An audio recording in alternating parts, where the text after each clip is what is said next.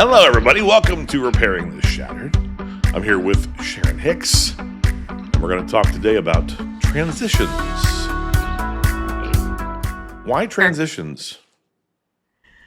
Well, beginning of the school year is always a time that transitions are happening naturally, and transitions seem to be a huge theme in my life and in my story. So it just kind of came top of mind. It might be something that other people also have going on in their worlds. Could be helpful.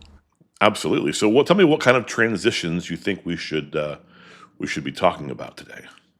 Today, I'm going to talk about two different kinds: the planned type that we know are coming, and the unplanned. So, as we walk through transitions, planned transitions are those that we can anticipate: stages of life, job changes that we are anticipating, potentially even moving houses into another space where we have time to plan and prepare for what the transition may be. When we moved with our family overseas, there was a lot of planning and prep that went into that. And through that process, we could anticipate kind of what we were leaving, what we were moving towards. We settled into our new space. We had a good idea of what was going to happen. And it helps with being able to talk about the process of what is happening in the moment. The family can decide how we're communicating with others about what's happening, and we can actually have a little bit of preparation and knowing how to best prepare the whole as an individual and as a family unit for those kinds of transitions. Yeah, and so when people are experiencing those kinds of things, even things like graduations, that's why there's a picture of a graduation hat on there, weddings, good things are planned a lot of times. Sometimes good things are not planned. Sometimes bad things are planned. Sometimes bad things are planned. Right. So when you're dealing with the planned ones, Yeah. that's kind of fun, celebratory typically, right? But when you get to the unplanned ones, that's when things sort of get stressful. Yeah. Yeah, that's right. And I remember now why you had that graduation cap Oh up yeah. in full Remind me. style. Do we want to go back to that, Yeah. or Tell me do we why. want to? Okay, the planned graduation. It takes me back to the story of when I was newly married and my spouse was waiting and anticipating a job post graduation. And we knew that there was a plan for employment. And we know that there's a plan for graduation because we're heading towards a deadline. The part that this merges into is when we know, hey, there's an ending to something. We're planning the graduation, and yet it's going into what is an unplanned transition, which is location, space, time. It was the last week before graduation that we knew, hey, here's this thing we know is coming, while we had no idea where we were transitioning into, which added a whole host of fun. So when you get to unplanned things, it Yeah. can feel like ropes being stretched too thin.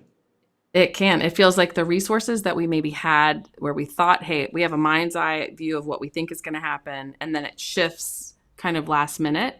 It can be destabilizing for individuals. It can be destabilizing for couples, for families, and for those in the process of knowing, hey, this isn't what we thought it was going to be. Doesn't mean it's bad. There's just an awareness of understanding, hey, this is actually, we're moving what we think in expectancy towards something, but we're actually constantly in a state of maybe being in this unknown of living with ambiguity. So when you're dealing with these kinds of transitions, what sort of tools can you offer folks to help them Yeah. navigate? So I think one of the biggest things in knowing whether it's a planned transition or an unplanned is knowing, hey, there's going to be a frame of reference that you can use to, hey, what's working currently for me, for us, what's working, what's not working. What are some things that we might want to change? So a really simple process of just taking some time to anticipate, hey, where have we been doing life? What has that looked like? What's worked well? What is something that maybe hasn't worked or we know is going to need to change, even with regardless of whether we're transitioning into something new physically, tangibly, or even life age and stage. So what's working, not working, and what might we want to change? We can be really creative. Transitions offer a time and space for us to reevaluate kind of where we are in our stories, what we might need. Being able to get creative with solutions through transitions, and not feeling stuck. Sometimes I get couples in my office who are left feeling really undone with decisions that feel very much like it's an either or, it's an all or nothing, as opposed to, hey, we're going to take this next step into something new and continue to evaluate, even in the middle of a planned transition, what might be some of those things that are going to come at us that we're going to need to evaluate. Hey, what's working, not working, and needs to change. We can be flexible within this, which is what happened to us when we moved to China. We needed to reevaluate after we got there. We boots on the ground, we're living in country, and the living arrangements that we had just simply were not a good fit for our family. And it added a lot of distress at a time when I needed some stability. And realizing that even there where I thought I knew what I needed, in real time, those needs change. And so being able to make space and conversations, to ask questions, and to have an actual ability to show up in our own worlds in a way that actually speaks to creating safety and trust relationally helps in those transitions, to know that we're really all on the same team. It manifested in our story as moving into a different neighborhood with more grass because our kids needed to be outside. We moved from a cul-de-sac in Mason, Ohio, to a apartment complex with multiple thousands of other humans who did not speak our language, who we didn't know, and there was no room. I didn't realize in that transition what I didn't know, which was I needed more green space. And that's just one simple practical way of saying, hey, I knew what was coming. I kind of know what I'm needing, but in the process of going through some of that those needs can change, and being okay with that and even anticipating it can really help with those transitions.